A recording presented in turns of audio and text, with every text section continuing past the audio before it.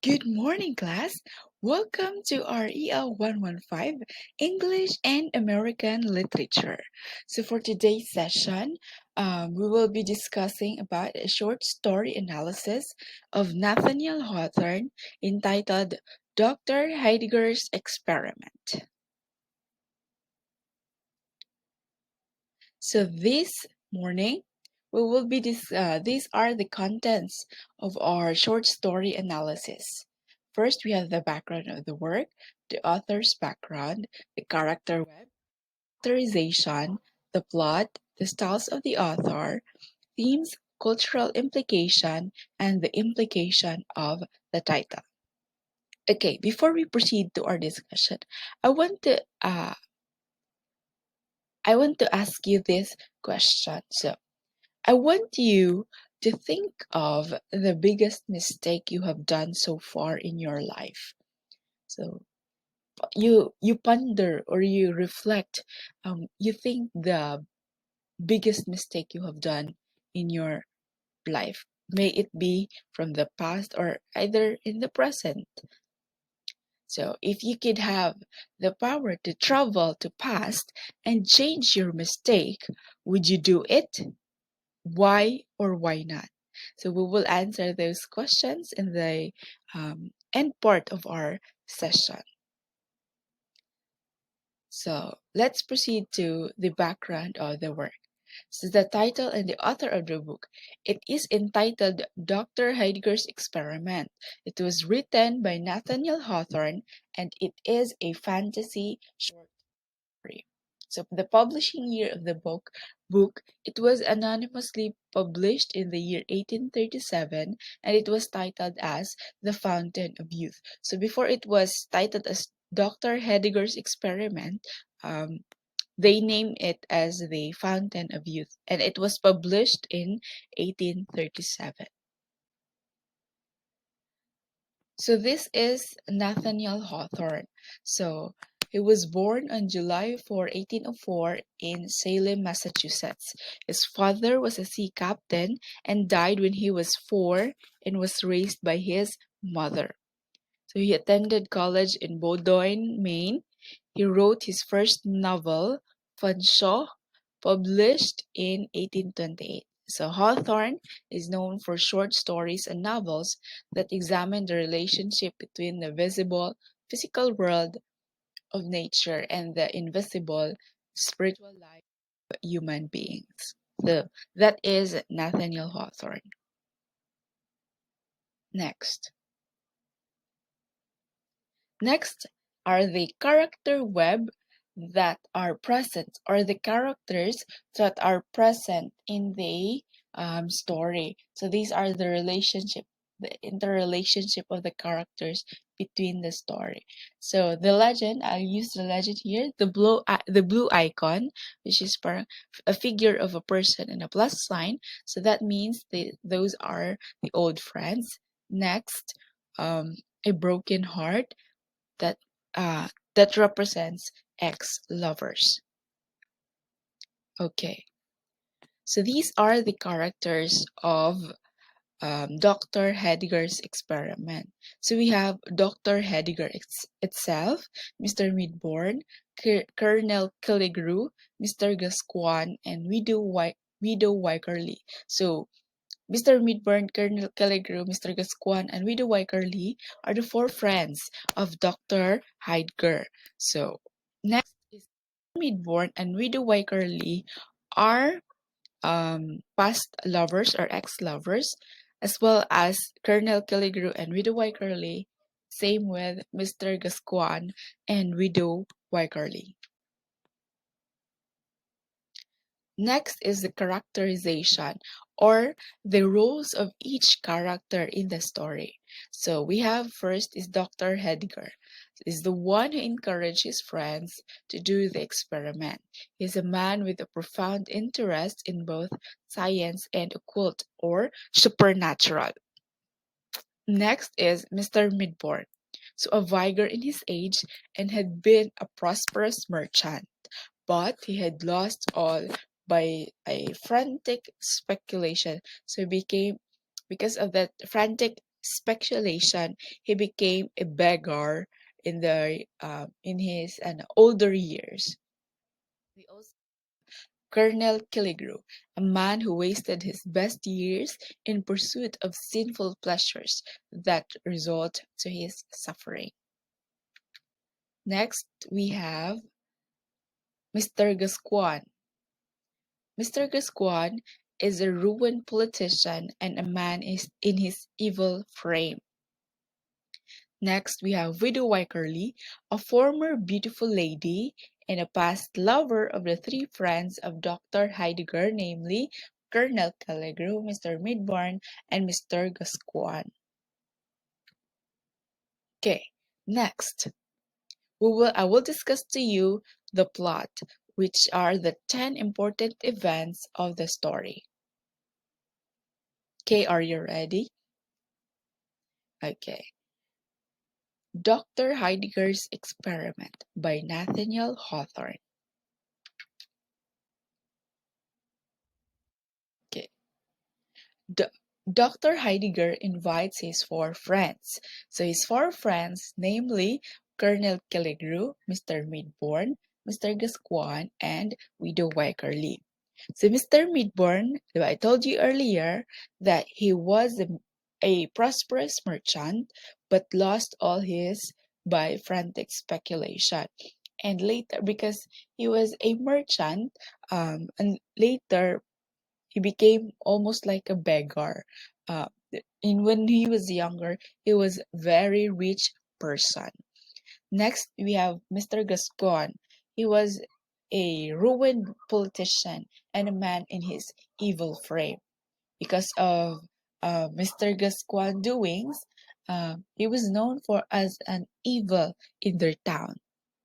We also have Colonel Killigrew, a person who is very, he will pursue everything just because of sinful pleasures that results to his sufferings. So there is a research that Colonel Killigrew, when he was younger, he engaged in different forms of parang mga sex uh, sexual activities that results to he suffers when he was older. What they call that STDs or any other um, sexual sexual effects on his when he was older now. Okay, so Dr. Heidegger invites his four friends. So his four friends were almost like corpse-like bodies. They were very, very old na talaga.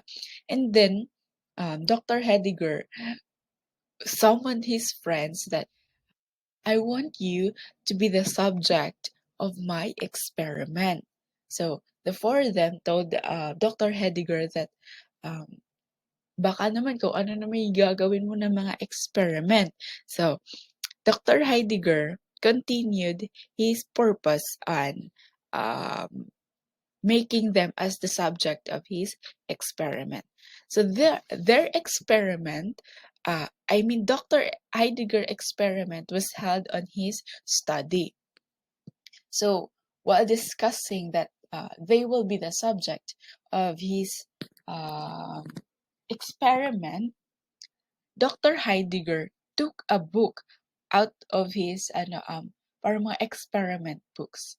So inside of it was an ashen gray of pressed rose flower, which is in that first picture. So in that pressed rose flower, that pressed flower supposed to be it was given by the past lover of Dr. Heidegger. He should warn that during their wedding. However, the wife of Dr. Heidegger died before their wedding day, the night before their wedding day, because she accidentally drank one of the parang experimented I drugs drugs are not bad drugs but um medicine it was accidentally parang nalunok. So she died immediately. So that pressed rose flower is the parang representation na ay or a memory of love galing sa ni Dr. Heidegger. So Dr. Heidegger's wife is named Sylvia Ward, was named Sylvia Ward. So Dr. Heidegger took the pressed rose flower and she threw it to the water. While throwing it, before throwing it, he asked his four friends, "Do you think that this pressed rose flower will blossom again, just like it, just like it was given, just like as fresh as it was given to me 55 years ago by my ex-wife?" So nagtataka sila. So Widow Wycherly asked him also, um, it is very impossible. It was just like asking me to become young again. So Dr. Heidegger said, "Well, let's see." So he threw the ashen gray of pressed rose flower to a vase with water, and astonishingly and amazingly, the pressed rose flower blossomed again, just like just like in the last 55 years ago it was given to him by his wife. So it blossomed like a fresh rose flower with a mist. Parang, can you imagine it na bumalik siya sa dati niyang figure, like parang bagong fresh or freshly picked flower. So the four of them were very shocked. Like, how did this happen? So the doctor explains the fountain of youth. So he said that, have you ever heard the fountain of youth? So the four of them, huh? What is fountain of youth? So Dr. Heidegger said that the fountain of youth, um, it was a it was most likely linked by Juan Ponce de Leon, a Spanish explorer. He was the one who ventures the fountain of youth. However, Juan Ponce de Leon did not actually find the fountain of youth, but the friend of Dr. Heidegger gave a small amount of water to Dr. Heidegger as a present. So, diba? So he explains also that the fountain of youth will give back the memory of, or I mean, it will give back the beauty of what yung dati mo beauty. So, and also, so this happened now. So Dr. Heidegger said to his friend, "I want you to drink the water from the fountain of youth.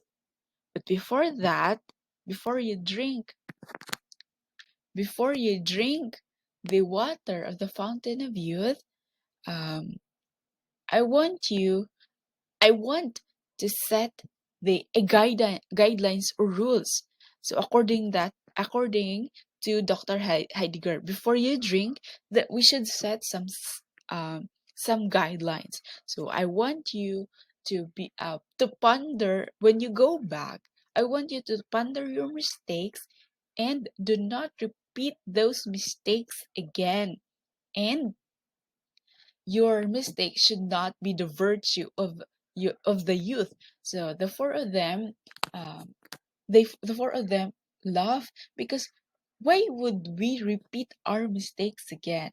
So the four of them agreed that they will not repeat the same mistake, and Dr. Heidegger also believed them. So Dr. Heidegger poured the drink. I pour the water to the glass, and the four of them drink the water, and amazingly, they became younger, and they ask for more. Like, we want, I, we want more water. So could you pour us again? Dr. Heidegger also pour again the water to their glasses. However, they repeated the mistakes they have done during their youth. They broke the promise. Like Mr. Gascuan, he talks about politics, like um, nagpaplano na naman ulit siya na uulitin niya yung mga ginagawa niya when he was younger um when he was still younger. It's the same with Mr. Midborn. So he also plans that he will transport some to India, and he he wanted to regain his ano his fame, his money. So that is Mr. Midborn. And Colonel Killigrew, what he was done, he is looking to the body of Widow Wycherly, which is he looks at his physical beauty.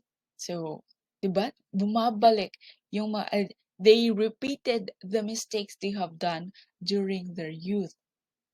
So, as they were drinking the fountain of youth, they celebrated and they danced like because they were young again. So, some of them binuhat nila yung table because I am young again. I am capable enough to do what I want again.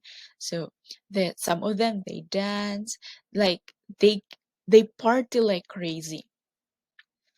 Next, the three men took advantage of their youthfulness and tried to win back Widow Wycherly. So, some of them they told the Widow Wycherly that um, you should marry me. You should come with me because you promised me that you will marry me.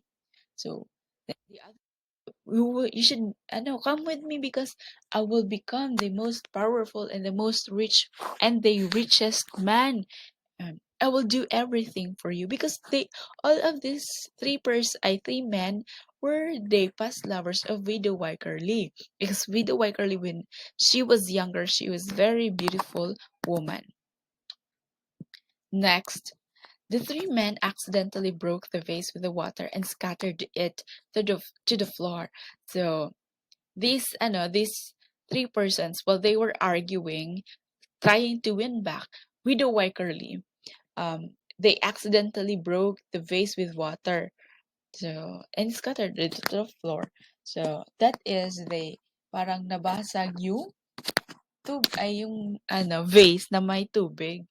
So and scatter. So the doctor admonishes their behavior. So Dr. Heidegger told them that um, parang sobra na kayo. So stop what you were doing. So if I were me, I will not stoop down that level na kukunin nyo pa yung tubig sa floor. So the four of them, parang na-stop sila nga. Okay, we will not do that. We will not stoop that level na. Parang amo pa trying to win back that water, ay trying um uh to get the water again.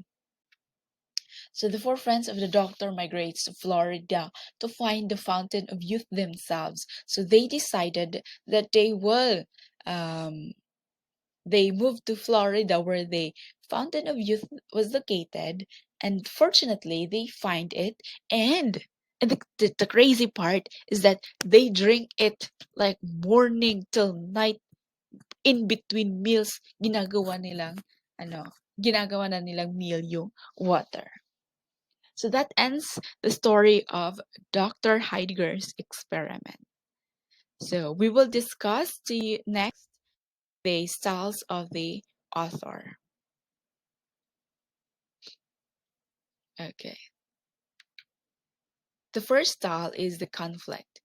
The conflict is in between person to person. So, di ba? Nag-conflict sila between a person to person, Dr. Heidegger and his friends. Next is the foreshadowing. When Dr. Heidegger said to his friends that if you will drink this water, you will regain back your youthful look. Babalik kayo dun. Next is the flashback. When So the part where Dr. Heidegger took the pressed rose flower, he said that this pressed rose flower was given to him by his wife 55 years ago. Next, the symbolism. Symbolism. Flower symbolizes the pressed rose flower symbolizes the memory of love. So memory of love given so it was given to him, Dr. Heidegger. It was given to him by his ex-wife. Next is the water. The water represents the desires or parang mga opportunities or privileges that um, a person is parang is ano you were wanting gustong-gusto mo kunin pero it is very impossible na makuha because if ever man na makuha, it's either both na you will lost it or um, ma ma you will prosper it na gagamitin mo. Next is the themes. The themes are live morally because you are supposed to live moral. Okay, you should know what is wrong and what is right. Next, privilege imposes responsibility. Of course, if you are given a privilege, you should use it responsibly. And physical beauty fades, just like we do White Curly when she was younger. Remember, girls, that um, not everyone, we all have our own beauty, and as time goes by, those beauty will always parang nagfi-fade talaga siya. Next is tragedy is brought by our sins. So these four persons, Colonel Killigrew, Mr. Midborn, Mr. Gascuan, and Widow Wykerly, um, there's their tragedies brought um, when they were younger, brought since um, until na tumanda na sila. Next is the cultural implication. So first we have the dark romanticism. So in the 19th century of American literature, there is nag-emerge a literary movement named Romanticism, which focuses on emotional knowledge and inspiration. So there are two parallel movements of Romanticism, which is Transcendentalism and Dark Romanticism. So Dr. Heidegger's experiment falls on Dark Romanticism, which extensively focuses with human failings and tragedy brought by our sins. Okay, next we have the Fountain of Youth. So, Fountain of Youth, it was most likely linked to Juan Ponce de Leon, a Spanish explorer in the search for the Fountain of Youth. So, it is true that there is a Spanish explorer that venture for the search of the Fountain. Next is the science in the 19th century. So, during that era, in the 19th century, um, they nag-emerge yung chemistry, transportation, and mechanization. And also, Dr. Heidegger's experiment by Nathaniel Hawthorne, it reflects the experimentation without regard of moral consequence. So, it also reflects the science in 19th century. So lastly is the implication of the title. So the title itself explains the experiment of the doctor to his four friends about what will happen if they drink the water from the fountain of youth. So uh, Dr. Heidegger's experiment reflects what happens along the story. Okay, so that ends the discussion or the short story analysis. So let's answer the question I have given to you, the first part, diba? If you could travel from the past, would you change it? Would you change your mistakes or not? For me, uh, siguro I will not travel back to the past. I will just reflect from my mistakes na, okay, those mistakes brought me here. So I will ponder and then siguro, um, I will take it as a lesson that I will not do it again, because sometimes our mistakes will always um, will bring no good. So it will always bring no good if you do not ponder, or you will not reflect, and if you keep repeating your mistakes. So that ends our discussion this morning, and I hope you have learned something. Thank you, students, for listening. Goodbye and God bless.